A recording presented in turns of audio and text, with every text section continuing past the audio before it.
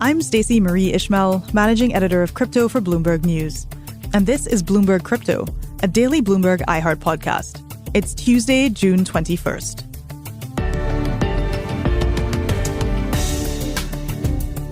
In this episode, we're going to talk about crypto addiction. There are rehab centers for people seeking treatment for addictions to drugs and alcohol, to gambling, and more recently, to online experiences like gaming. Now, these centers are seeing an uptake in people looking for help controlling their crypto trading. Today, I'm joined by two Bloomberg reporters, Claire Ballentine and Charlie Wells. They've both written about how some crypto traders and equity traders have experienced the spiral from temptation to desperation. Delighted to be joined today by not one but two Bloomberg reporters. We have Charlie Wells joining us from the London office, but he's actually in New York this week, and Claire Ballentine. Hello to you both. Hello. Hello. So we're going to talk about a slightly heavier subject than we may necessarily have discussed in other episodes, where we've talked about regulation or what's happening in Congress. But today we're going to talk a little bit more about crypto addiction. And Charlie, you wrote this story, I remember when you first emailed about it, about folks who are checking themselves into rehab because they are finding it hard to control their, crypto trading activities. Can you talk a little bit more about that and what you found in the story? Yeah, so I think, this really kind of started with wondering, can you actually be addicted to cryptocurrency? Because we hear people use the word addiction very loosely. Very loosely. And it's a serious topic, right? Like addictions can ruin people's lives. And we wanted to know, is crypto addiction real? Are some of these rehab centers that have been popping up on both sides of the Atlantic and many parts of the world, are they legitimate? Are they serving some sort of purpose? And so what we did was we looked at some of these treatment centers. There's one in Switzerland where a colleague went. They charge $9,000 a week to treat the ultra wealthy who may have cryptocurrency addictions. There's one in Scotland, there's one in Maryland, there's a number of online providers. Now, I think the hard thing for reporting the story was finding people who say they are addicted to talk to us, because it's hard, it's embarrassing, it's hard, it's a serious part of life. And I think one of the striking things is I found somebody in a corner of Reddit called Buttcoin. And it is a place where people gather to talk trash about Bitcoin. And one of the people on there said, hey, look, I was addicted to Bitcoin and cryptocurrencies. Coming here, talking trash about it was really helpful. Thank you. And so that was one pathway that I went to find somebody. But it was an interesting journey. It does indeed sound like an interesting journey. One of my questions about that is, when that person says, hey, I was addicted to this, what do they mean? What does that manifest as? That's a really good question. And for him, it was interrupting his regular life. He was trading when he got up in the morning instead of playing with his new child. He is a religious person. He wasn't praying as much as he wanted to. And so it seemed like he just couldn't control his behavior. And wanted that to change. Now, he didn't go to a rehab center, but a lot of the kind of tendencies that he talked about in the behaviors aligned with what some of our experts that we spoke with said could potentially be cryptocurrency addiction. Because this is where I think it's important for us to just pause and kind of reflect on what you said at the top, which is people throw the word addiction around a lot, right? I'm addicted to coffee. You like coffee. It's not the same. And so when somebody is getting to the point where they're either self-diagnosing or being diagnosed as having cryptocurrency addiction, it sounds like you're saying that some of these behaviors include things that really interrupt their normal daily activities in ways that are having harmful and potentially long-term consequences. Yes, that's exactly right. So, one of the things about cryptocurrency is it is legitimate, right? There are people who make legitimate money working incredibly hard, incredibly long hours doing this. And what was striking to me was one therapist said, look, there are so many, millions of people who trade crypto.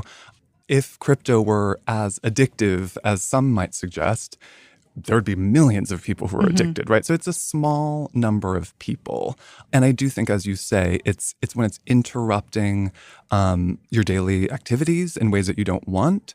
What was really striking was speaking with another person being treated for this in a Scottish clinic. And he said that he had this realization at one point when he was taking kind of excessive risk in markets, was that he would start with, a small amount of money, bring it up to maybe $100,000 worth of whatever asset that was, and then he'd lose it again. And he kind of had this realization that was like, oh, maybe I don't actually want the money. Maybe I'm just doing this for the thrill. Well, that sounds like gambling. Yeah. And I think that brings us to a really interesting point, which is that, there is not an official designation in the Bible of psychiatry, the DSM-5. Yes, there's not an official cryptocurrency addiction, but what gambling professors and researchers said is that this really aligns with gambling disorder. And gambling disorder was recently added to this Bible of psychiatry. Controversial Bible of psychiatry. Yes, controversial Bible of psychiatry. And it kind of reflects this moment where we're at, where behavioral addictions are getting more attention by the psychiatric community. Claire, I want to ask you a little bit about gambling and finance, because you have covered meme stocks and you have covered the ways in which, for a moment, perhaps less so right now, trading these things seemed to take over people's lives. They definitely took over the media conversation. But there were lots of people, also on Reddit, not necessarily in Bitcoin, but certain other subreddits, where people were saying, they're not sleeping, they're staring at screens constantly, they feel like they're taking excessive risk. Are you finding any similarities in these, I suppose, novel behavioral expressions of perhaps older forms of, dependencies that we develop as people? Yeah, absolutely. And I think so much of it has to do with this current moment that we're in, both with cryptocurrencies gaining popularity, partially fueled by when people were bored during the pandemic. And I think a lot of this originated with that. When people were locked down, this was a way to have community, to do something with your time besides sitting and being bored at home. And miserable. Yes. And so, anything that could give people a thrill. And then, so maybe this started out with stock trading on Robinhood, which also has come under some scrutiny for its addictive qualities. And then, at least in my own reporting, people that I've talked to move from stock trading to crypto. And so that just sort of accelerates this pathway. But I think there is, there's excitement around it. There's a community around it. And at least for a bit there, now that we've seen both crypto and stocks tumble, it's changed a little bit, but it's everywhere. I mean, I take the subway every day, and you can't do that without seeing a crypto ad. Thinking about like the Super Bowl, almost every ad had something to do with crypto. So it's an easy environment, I think, for people to stumble into it and for it to be something that really appeals to them. And what I think is so interesting about that, and I'm glad we have managed to sort of join up the gambling and the marketing conversation, because, gambling is a relatively heavily regulated activity. In a lot of places, your ability to willfully lose money is pretty constrained.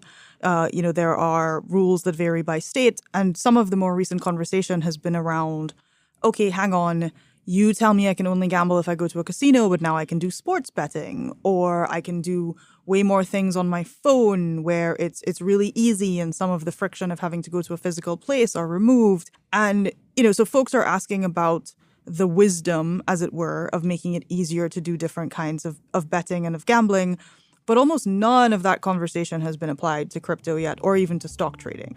Have either of you seen anything or seen this conversation evolving to include crypto and stock trading in that sense? I think what I've seen mostly is there's this question of how much should it be regulated? Because, and it comes up in gambling as well. There's the concepts of free will, and people should, do what you want. Yeah, exactly. There's, your agency, and you should be allowed to lose money if you want to with gambling. And I do feel like that's moving over to stock trading and crypto. And I remember, when retail investors were first getting into the market in 2020, there are these conversations of, if they're losing money, like when does the SEC need to step in? Right. But then some traders themselves were like, don't tell me what to do. If I want to lose money, I can. I'll lose my money. So it's this interesting, sort of discussion about how much do regulatory agencies both need to step in and should.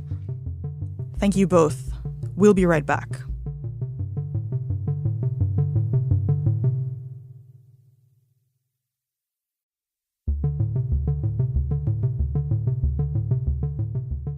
How were you able to find reputable people treating crypto rehab in this environment? So, good question, because I think that we really tried to bring a sense of skepticism to this. The clinics that we spoke with do have, licensed therapists who are employed, who use methods that might be similar to gambling addiction, to, more well-known addictions. And so I think that was one way that we felt that, we were speaking with people who are at least somewhat legitimate. I think that when you look at some of the excesses around some of the treatment, so that in particular, that very expensive treatment center, yes, that, I think there was a whole wellness element to this. And you can see how you could go maybe quite far. And, I don't think we would want any person who was struggling with this to think, okay, I need to shell out thousands of dollars to go somewhere. The main character in the story quit cold turkey. So I think that being cautious here is really important. Claire, any thoughts on, in addition to us all being cautious in what is a very complicated topic, you mentioned this idea of free will and of agency, and, Charlie, you didn't use this word, but there's a lot of libertarians in crypto, right? There are a lot of people who are like, do not tell me what to do in any part of my life, and especially you, the government, sovereign state that I don't trust to start with, don't tell me how to deal with my money. Do you think that, or my non-fiat, do you think that has in any way complicated what could otherwise be fruitful conversations for people who might be struggling or for people who might have questions?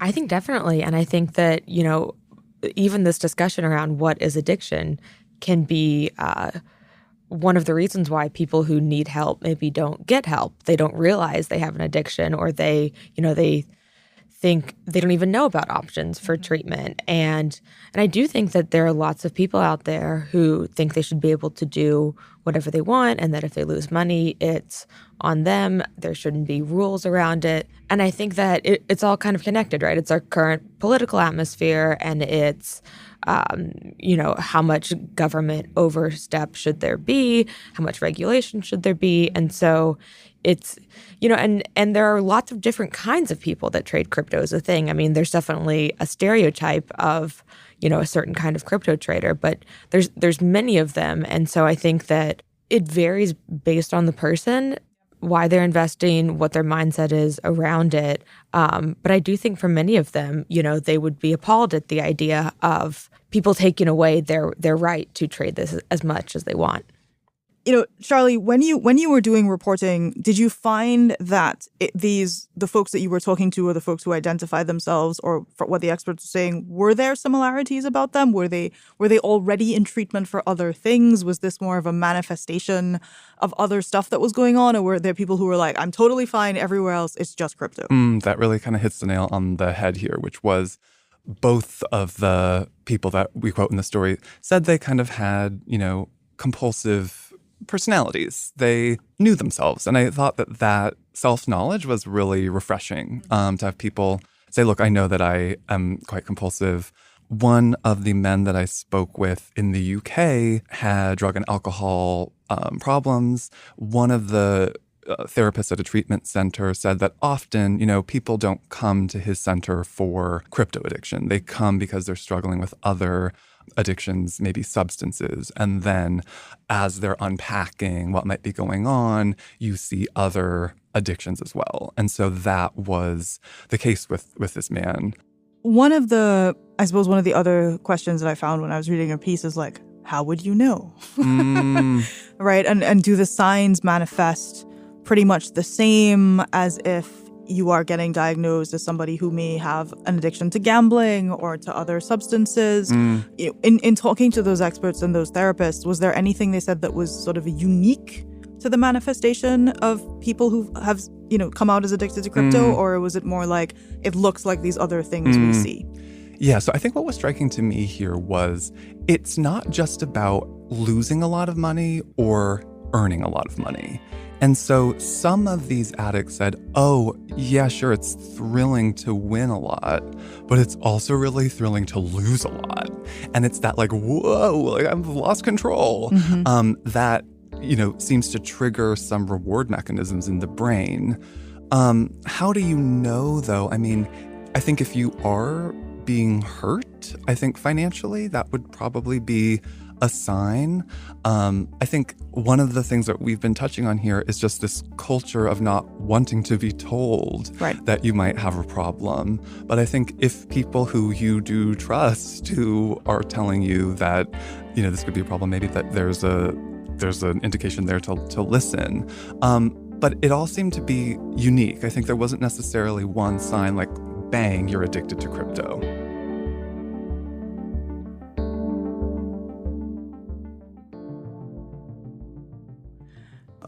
One of the things that has happened to retail investors, in addition to equities going down, is there were a lot of people who were very exposed to Luna and Terra. And those folks were sharing some very sad stories on Reddit, on Twitter, and other forums about what they had lost. And I did notice there was something about the severity, not just of the collapse, but of the reaction, that it was one of the first times that I really saw mental health and people asking, like, are you okay? Not just, is your wallet okay? Is your account okay? Like, are you the person behind this pseudonym doing okay? And, there were definitely signs that this had been pre-existing, like fairly close-knit community, but it's heartening that at least in some of the darker times that folks are experiencing in markets, that there is community out there for them. I think that's a really good point. And I think it's important for us to remember, there's real people behind these trades. And we live in an atomized media environment where some people might be getting good information, some people might not be. And some people are making choices based on the best information that they have. And that may have been to do these investments that people in their peer groups were telling them to do because it seemed great. And they've lost a lot of money, right? And that has a serious impact on mental health. And I think it's one thing to say, oh, wow, crypto addiction, how funny is that? But it's serious. And so I'm glad we're having this conversation. And I think, too, in a down market, kind of like what we're starting to experience, and, it may get worse, there is more a sense of empathy that comes out for people. And so, the difference between someone losing a lot of money on big tech stocks, which is more mainstream, versus crypto, suddenly it becomes kind of similar. And it's all like, we all kind of lost money. We're sort of in this together. Yeah. Sometimes groupthink can be good. All right. Well, thank you both for joining me. I really appreciate you taking the time. Thank you. Thank you. You can find more of Charlie's reporting and of Claire's reporting on the Bloomberg terminal on Bloomberg.com. And you can find them both on Twitter. Charlie is at Charlie W. Wells. And Claire is at CFB_18.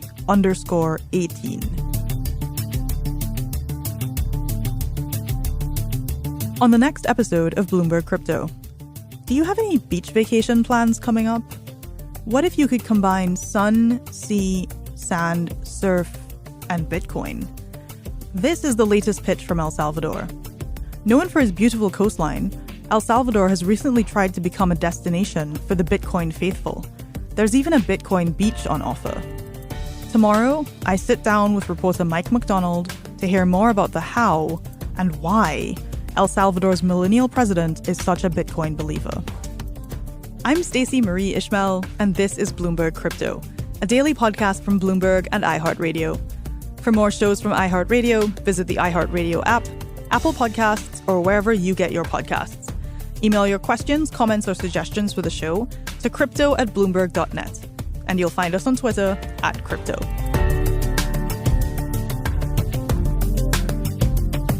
The supervising producer of this episode is Vicky Vergalina. Associate producer is Zanab Siddiqui. Desta Wonderad is our engineer. Original music by Leo Sidran. Bloomberg's head of podcasts is Francesca Levy.